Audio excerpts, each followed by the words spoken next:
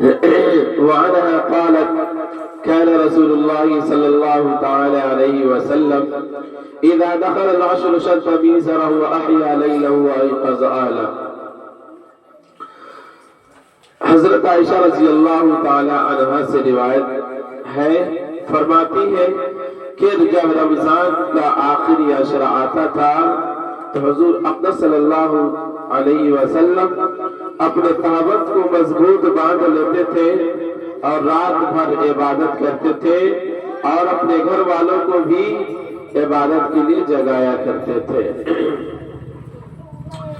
اب تک تو رمضان المبارک کا یہ بابرکت مہینہ جو ہے ان میں سے 2 حصہ تو گزر ہی چکا ہے۔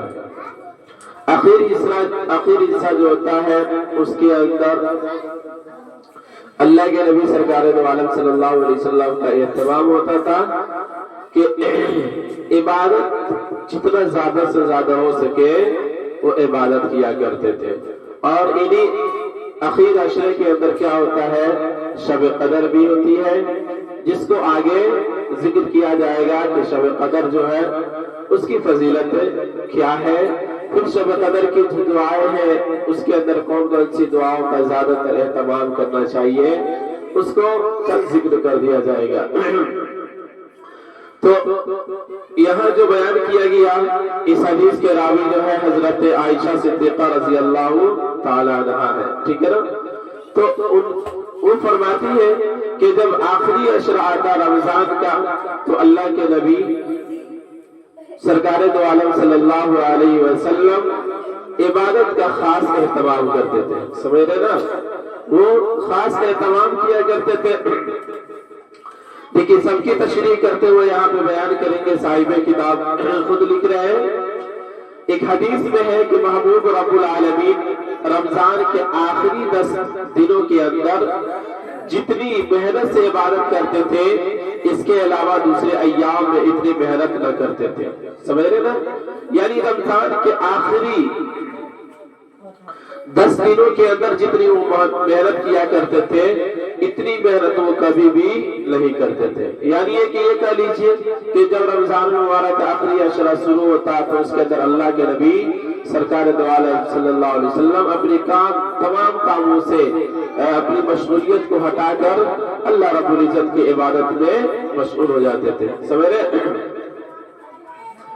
ایک اور حدیث بیان کیا گیا، حضرت عائشہ نے جو یہ فرمایا کہ رمضان کے آخری عرصہ میں آپ تہبند کس لیتے تھے، علماء نے اس کے 2 مطلب نکالے۔ اوپر میں آپ نے پڑھا نا کہ تہبند کس لیتے تھے تو علماء جو ہے اس کے 2 مطلب نکالتے ہیں۔ ایک یہ کہ خوب محنت اور کوشش سے عبادت کرتے تھے، کیا کرتے تھے؟ یعنی خوب محنت اور کوشش سے عبادت کرتے تھے اور راتوں رات جاگتے تھے۔ یہ ایسا ہی ہے جیسا اردو کے محاورے میں محنت کا کام بتانے کے لیے بولا جاتا ہے، خوب کمر کس لو۔ اور دوسرا مطلب تہبند کس کر باندھنے کا یہ بتایا کہ رات کو بیویوں کے پاس لیٹنے سے دور رہتے تھے، کیونکہ ساری رات عبادت میں گزر جاتی تھی اور اعتکاف بھی ہوتا تھا، اس لیے رمضان کے آخری عشرہ میں میاں بیوی والے خاص تعلقات کا موقع نہیں لگتا تھا۔ یعنی یہ کہ کہہ لیجئے ہر جگہ سے وہ کیا کر لیتے تھے، یہ اپنی مشغولیت کو ہٹا کر اللہ رب العزت کی عبادت میں کیا ہو جاتے تھے، مشغول ہو جاتے تھے، ٹھیک؟ حدیث کے آخری لفظ میں جو ایقظ اہلہ فرمایا، اس کا مطلب یہ کہ رمضان کے آخری عشرہ میں حضور اکرم صلی اللہ علیہ وسلم خود بھی بہت محنت اور کوشش سے عبادت کرتے تھے اور گھر والوں کو بھی اس مقصد کے لیے جگاتے تھے۔ یعنی کیا کرتے تھے، وہ تو عبادت تو کرتے ہی تھے، اس کے ساتھ ساتھ کیا کرتے تھے، گھر والوں کو بھی عبادت کے لیے جگایا کرتے تھے۔ بات یہ ہے کہ جسے آخرت کا خیال ہو، موت کے بعد کے حالات کا یقین ہو، اجر و ثواب کے لینے کا لالچ ہو، وہ کیوں نہ محنت اور کوشش سے عبادت میں لگے گا۔ پھر جو اپنے لیے پسند کرے وہی اپنے اہل و عیال کے لیے بھی پسند کرتا ہے۔ یعنی یہ چیز کہی گئی کہ آپ صلی اللہ علیہ وسلم کا یہ مشغول تھا کہ وہ اللہ رب العزت کی عبادت میں لگے رہتے، تو ظاہر سی بات ہے جسے کیا ہے، آخرت کا یقین ہو اور پھر اس کے بعد